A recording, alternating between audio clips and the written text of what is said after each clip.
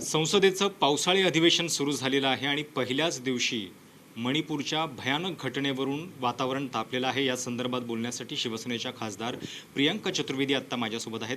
प्रियंकाजी, काल तुम्ही स्थगन प्रस्तावाची नोटीस पण दिलेली होती, सभागृहामध्ये चर्चेची मागणी करताय। काल पंतप्रधानांनी बाहेर एक वक्तव्य पण केलं माध्यमांच्या समोर, पण त्याच्यानंतर सुद्धा गदारोळ शांत झालेला नाहीये। काय नेमकी मागणी आहे विरोधकांची? हमारी मांग बस ये है कि प्रधानमंत्री मोदी जी जो बाहर जवाब दे रहे हैं, जो एक लिप सर्विस दे रहे हैं, 77 दिन हो गए हैं मणिपुर में हिंसा जारी है। प्रधानमंत्री मोदी जी ने अपना बिल्कुल चुप्पी बनाए रखी थी, कल तोड़ी है क्योंकि एक वीडियो वायरल हुआ है।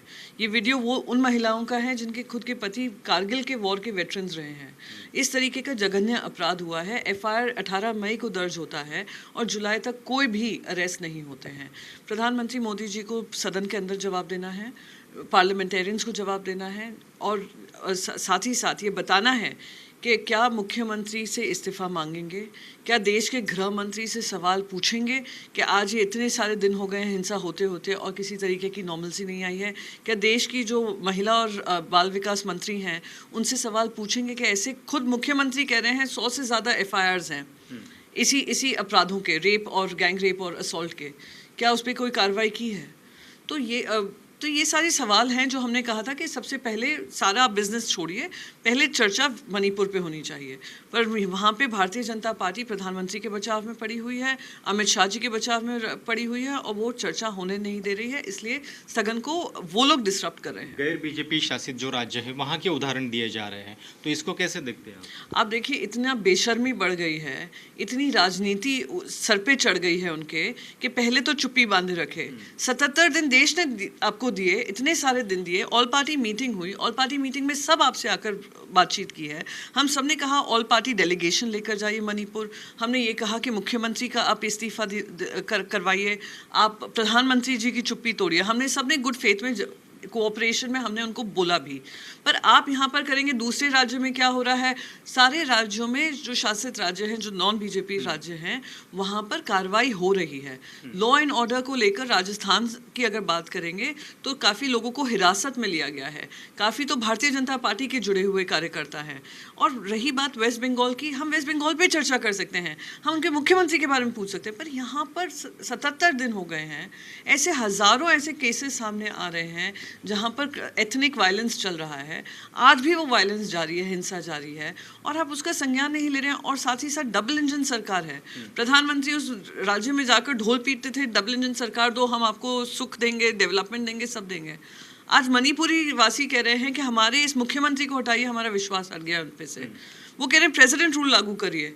वो कह रहे हैं हमारे प्रधानमंत्री हमसे एक बार पूछे तो सही हमारा हाल क्या है, पर सब चुप है। क्या स्टैंड रहेगा शिवसेना का? मणिपुर के CM का इस्तीफा रहे, मतलब बहुत आदित्य साहब ने बिल्कुल क्लियरली कहा है कि मुख्यमंत्री का एक दिन भी अपनी कुर्सी पे बना रहना नागवारा है, उनको इस्तीफा देना चाहिए।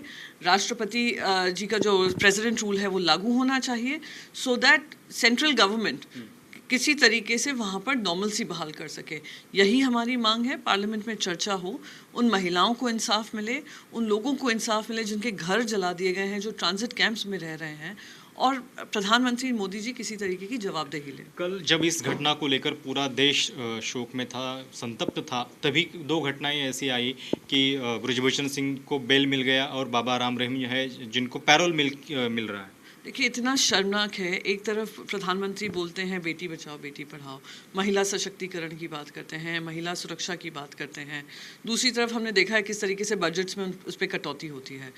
दूसरा, आप बाबा राम रहीम कन्विक्टेड रेपिस्ट, उनको आप इतनी ज़्यादा, जब वो पैरोल मांगे आप उनको पैरोल दे देते हैं। इतनी बार पैरोल मांगा है, फिर वो अपने कीर्तन करते हैं, प्रवचन करते हैं, कोई उस पर रोक टोक नहीं है। बड़े बड़े भारतीय जनता पार्टी के जो लीडर्स हैं उनके जाके चरणों में पड़ जाते हैं। ये कन्विक्टेड रेपिस्ट हैं। आपको बिल्किस बानो का ध्यान होगा, बिल्किस बानो ने सालों साल ये लड़ाई लड़ी, 2002 की लड़ाई लड़ी कि उनका गैंग रेप हुआ था। उन्होंने लोगों को कन्विक्ट कराया, आपने उनको रिहा कर दिया। अब यहाँ पर दिल्ली पुलिस ने, एक तो इतने महीने लगे उनको FIR दर्ज करने में, जब सुप्रीम कोर्ट उनको कहता है चार्जशीट पेश करते हैं जिसमें बहुत संगीन आरोप लगे हैं इस इंसान पे, और जब दिल्ली कोर्ट में पेश होते हैं दिल्ली पुलिस कहती है हमें कोई दिक्कत नहीं है अगर इनको बेल मिल जाए, और वो MP को बेल मिल जाती है। तो आप समझ सकते हैं दिल्ली पुलिस किसके अंदर आती है, होम मिनिस्टर के अंदर आती है देश के। तो ये तो मिली जुली इनकी साजिश है कि महिलाएं 50% इस देश की आबादी ज़रूर हैं, पर ना उनके पास इज्जत है, ना उनके पास सम्मान है, ना उनके पास कानून है, ना उनके पास किसी तरीके की पुलिस व्यवस्था है। मणिपुर की महिलाएं कह रही हैं, जिन्होंने FIR दर्ज किया है, कि मणिपुर की पुलिस ने उनको इन मॉब के हवाले कर दिया। वो खड़ी रहीं, जब मूक दर्शक बनी रहीं, जब उनका गैंगरेप हो रहा था। तो आप समझ सकते हैं आज इस देश की महिला चिल्ला सकती है, चीख सकती है, पर वो न्याय और कानून अगर उम्मीद करती है कि उनको सम्मान मिलेगा, इज्जत मिलेगी, केंद्र सरकार पूरी तरीके से उनको चुप कराने में लगी हुई है। या होत्या शिवसेनेच्या खासदार प्रियांका चतुर्वेदी आणि त्यांनी स्पष्ट केलेलं आहे की मुख्यमंत्र्यांना मणिपूरच्या एकही दिवस खुर्चीवर राहण्याचा अधिकार नाहीये, राष्ट्रपती राजवट लागू व्हायला पाहिजे अशी मागणी तिथले सुद्धा लोक करतायत आणि याच मुद्द्यावरती शिवसेना सभागृहामध्ये आक्रमक राहील. कॅमेरामॅन अजित गुप्तासह प्रशांत कदम, ABP माझा, नवी दिल्ली. ABP माझा, उघडा डोळे बघा नीट.